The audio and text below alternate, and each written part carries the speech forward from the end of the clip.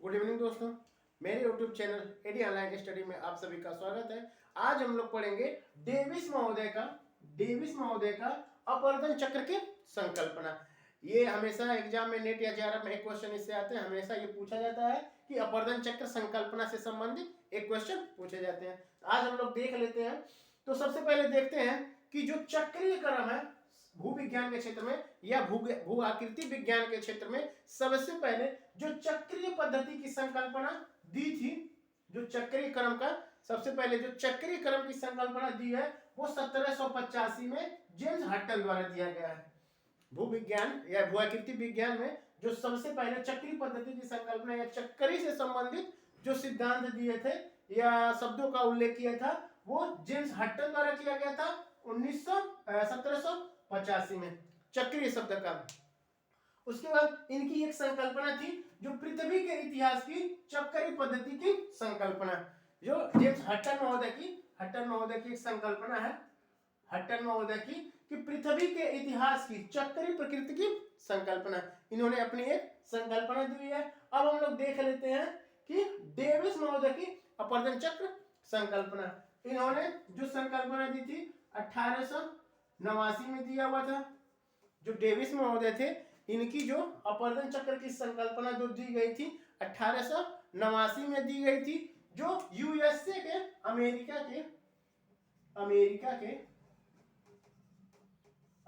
के ओहियो घाटी पे आधारित है। ओहियो घाटी इनकी जो संकल्पना दी गई है, जो डेविस महोदय की संकल्पना दी गई है अमेरिका के ओहियो घाटी पर आधारित है। इनकी जो संकल्पना दी गई है वो 1889 में दी गई है, अमेरिका के ओहियो घाटी पर आधारित है। ओहियो घाटी पे, अमेरिका के ओहियो घाटी पे आधारित है। इनकी पुस्तक जिसमें इस संकल्पना का उल्लेख मिलता है वो है जियोग्राफिकल एस्से। ये पुस्तक हमेशा पूछी जाती है, इंपॉर्टेंट है कि जियोग्राफिकल एस्से किसकी द्वारा लिखी गई है, तो ये डेविस महोदय के द्वारा लिखी गई है और इन्हीं पुस्तक में अपवर्तन चक्र की संकल्पना दिया गया है। अब उसके बाद हम लोग देख लेते हैं कि इनकी संकल्पना है। इन्होंने 3 अवस्थाएं बताई हैं। इनकी 3 अवस्थाएं बताई गई हैं कि ये युवावस्था, प्रौढ़ावस्था और वृद्धावस्था। इन्होंने बताया था कि अगर कोई भूदृश्य है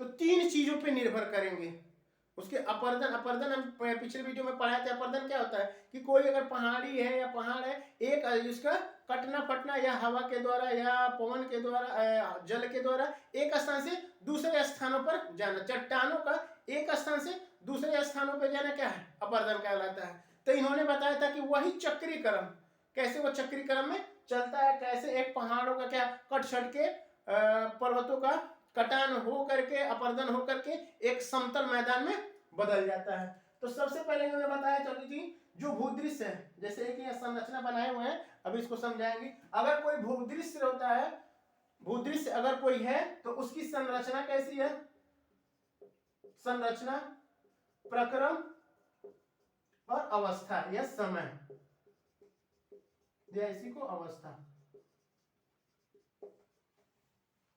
उन्होंने बताया था कि अगर कोई भूदृश्य है, जैसे कोई भूदृश्य है तो उसकी संरचना कैसी है, प्रक्रम कैसा है और समय कैसा है, ये इस पे निर्भर करेगा।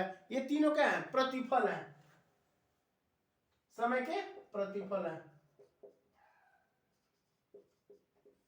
जैसे जो भूदृश्य होता है संरचना, प्रक्रम और समय के प्रतिफल है। यह इसी को संरचना, प्रक्रम और समय, इन तीनों को डेविस का त्रिकट बोला गया, त्रिकट सिद्धांत।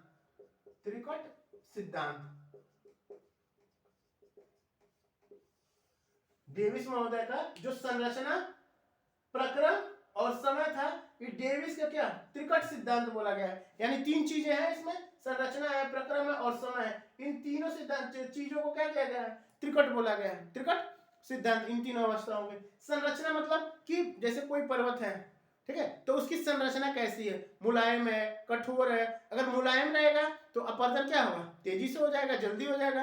अगर कठोर संरचना है तो अपवर्तन में क्या होगा, ज्यादा टाइम लगेगा।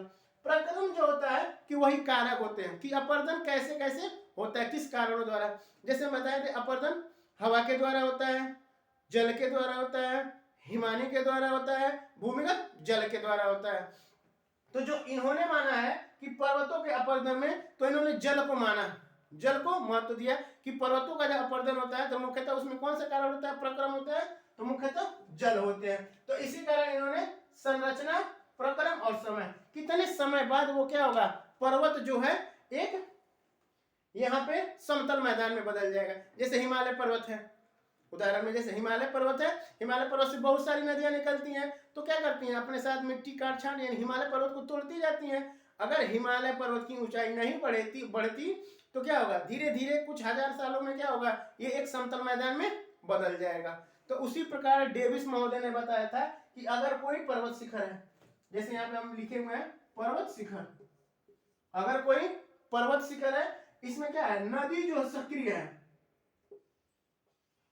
नदी के अपर्दन यानी नदी प्रक्रम क्या है, नदी प्रक्रम अगर सक्रिय है तो ये धीरे धीरे पर्वत शिखर क्या है, एक समतल मैदान में, देखिए यहाँ बनाया हुआ है, एक समतल मैदान में क्या होगी, बदल जाएगी। यानी पर्वत की ऊंचाई इतनी है, ये ऊंचाई दर्शा रही है, पर्वत की ऊंचाई यहाँ पे इतनी है, और धीरे धीरे क्या होगी, अपर्दन होके वृद्धावस्था में ये समतल मैदान में बदल जाता है। तो डेविस महोदय ने यही संकल्पना दी है कि अगर कोई पर्वत है, ठीक है, उस पर नदी प्रक्रम अगर सक्रिय है तो वो धीरे धीरे क्या होगा, एक समतल मैदान में बदल जाएगी। तो इन्होंने नदियों को मुख्य माना इसमें। तो नदियों की 3 अवस्थाएं बताई इन्होंने, जैसे देखिए हम लिखे हैं युवावस्था, प्रौढ़ावस्था और वृद्धावस्था। 3 अवस्थाएं इन्होंने दी है कि नदियां की 3 अवस्थाएं होती हैं, युवावस्था होती है, प्रौढ़ावस्था होती है और वृद्धावस्था होती है। तीनों ने बताया है कि जब नदी पर्वत शिखर, जैसे हम सामान्यतः नदियां क्या होती हैं, पहाड़ों से ही निकलती हैं, तो जब नदियां पर्वतों से निकलती हैं तो उनका वेग क्या होता है, बहुत तीव्र होता है, उनका वेग बहुत तीव्र होता है। तो अपर्दन क्या होती हैं, तेजी से करती हैं, अपर्दन तेजी से करती हैं। इन्होंने बताया था कि इनका जो सिद्धांत है डेविस महोदय का,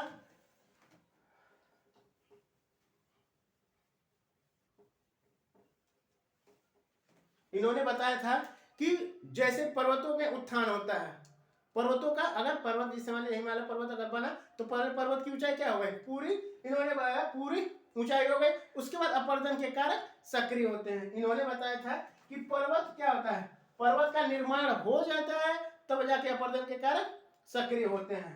यानी पर्वत का उत्थान होने के बाद अपर्दन के कारक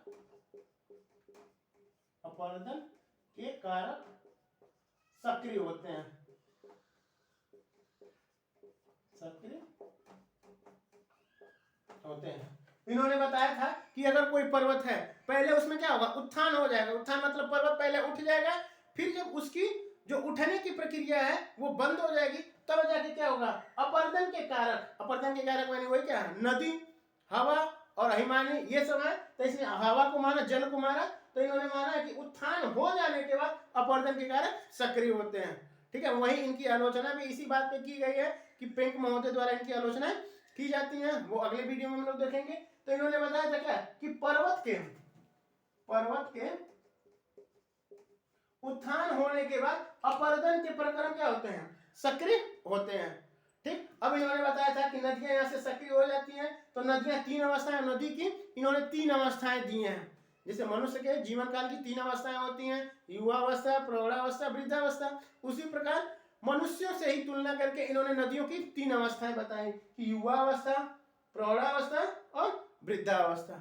इन्होंने 3 नदियों की 3 अवस्थाएं बताई हैं। इन्होंने बताया है कि युवावस्था में जो नदी रहती है वो तीव्र वेग से चलती है, युवावस्था में जो नदी होती है तीव्र वेग से चलती है, और अपर्दन की क्या होते हैं, अपर्दन बहुत तेज करती है, यानी तीव्र गति से करती है, अपर्दन बहुत तीव्र गति से करती है। तो इसमें क्या करती है, भी आकार की घाटियों का निर्माण करती है, यानी पर्वतों को क्या करती है, तीव्र गति से काटती है। जैसे देखें यहाँ पे क्या है, भी आकार की घाटियों का निर्माण करती है, जैसे भी आकार की घाटी हुई, जलप्रपात हुआ। इस प्रकार के युवावस्था में नदियों का निर्माण होता है। उसके बाद प्रौढ़ावस्था में क्या होता है, प्रौढ़ावस्था में नदियों का वेग क्या हो जाता है, थोड़ा कम हो जाता है। युवा अवस्था की तुलना में प्रौढ़ावस्था में क्या हो जाता है, नदियों का वेग कम हो जाता है। इस समय क्या होती है, देखिए इस समय भी आकार की घाटी थी, चौड़ाई क्या है, कम हो रही है। इस समय क्या हो जाती है, नदियों की चौड़ाई क्या होती है, बढ़ जाती है। जैसे गंगा नदी का देखिए, जैसे गंगा नदी क्या है, उत्तराखंड के उत्तरकाशी से निकलती है, वहां उसकी चौड़ाई क्या होती है, बहुत कम है। वहीं गंगा के मध्य मैदान में आई हम लोगों के क्षेत्र में, ठीक है, बिहार में वही नदी कितनी है, गंगा नदी की चौड़ाई लगभग 8 किलोमीटर हो जाती है, ठीक है। तो वहां से क्या होती है, जहां से निकलती है वहां पे नदी की चौड़ाई क्या होती है, कम होती है। और प्रौढ़ावस्था में आते हुए नदियों की चौड़ाई क्या हो जाती है, बढ़ जाती है। इस देखिए यहाँ पे क्या हुआ, नदियों की चौड़ाई बढ़ गई है। उसके बाद धीरे धीरे क्या होती है, ये वृद्धावस्था में प्रवेश करती है। जब वृद्धावस्था में प्रवेश करती है तो इसकी चौड़ाई, इसकी गति जो क्या होती है, बिल्कुल धीमी पड़ जाती है। और जो यहाँ पे इसकी गति धीमी पड़ जाती है, और जो कंकड़ पत्थर मिट्टी सिल्ट बालू जो बहा के ले आती है, वो क्या करती है, एक समतल मैदान में बदल जाती है। धीरे धीरे क्या होती है, नदी समतल मैदान में बदल जाती है और कहाँ पे, समुद्र में जाके गिर जाती है। तो जब समतल मैदान में बदलती है तो उसी को, समतल मैदान को डेविस ने कहा प्लेनी प्लेन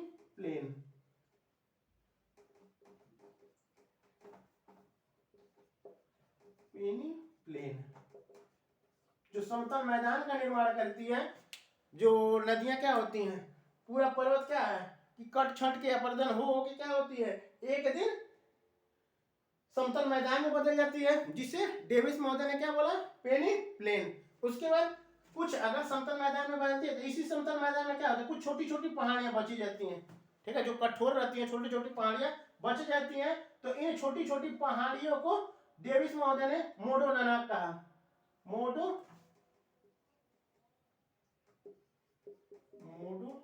डनाक, डेविस महोदय ने उसे मोडो डनाक कहा, ठीक है। तो ये हमारा था डेविस का अपर्दन चक्र संकल्प, ठीक है। तो ये तो हमारा था अपर्दन चक्र की संकल्पना, डेविस महोदय का। एक बार फिर रिपीट कर लेते हैं कि भूविज्ञान के क्षेत्र में चक्री संकल्पना जो सबसे पहले दी गई, चक्री पद्धति जो सबसे पहले दिया था 1785 में जेम्स हटन द्वारा दिया गया था।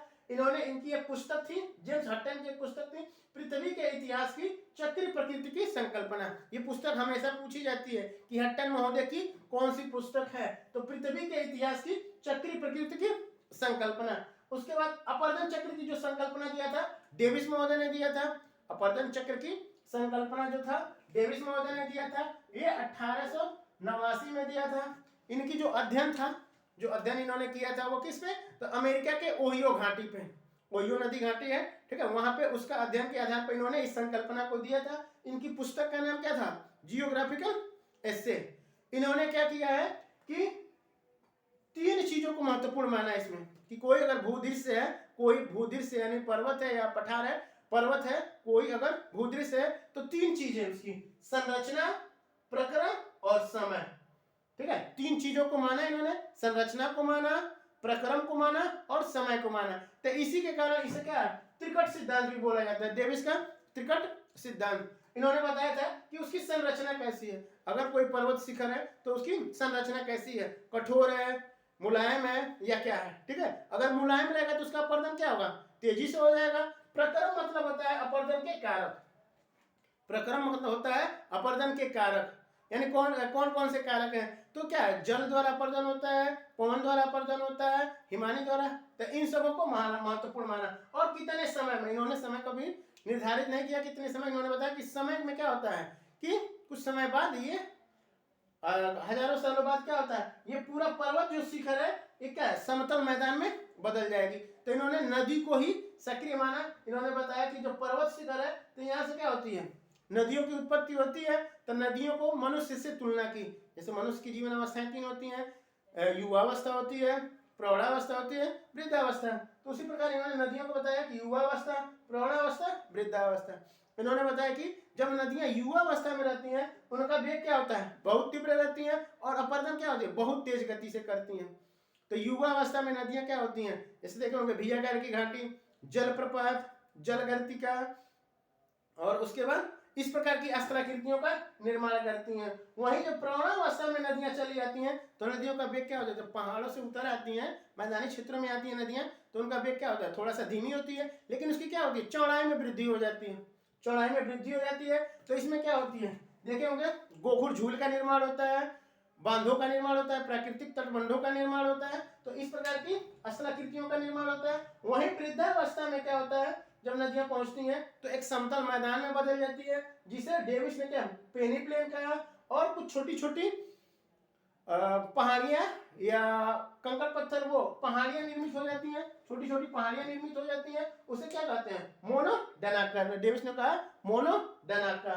तो ये था डेविस की अपवर्तन चक्र की संकल्पना। अब इसके बाद हम लोग अगले वीडियो में देखेंगे पेंक महोदय की संकल्पना, जो डेविस की क्या है, सेम उल्टा है। ठीक है, थैंक यू।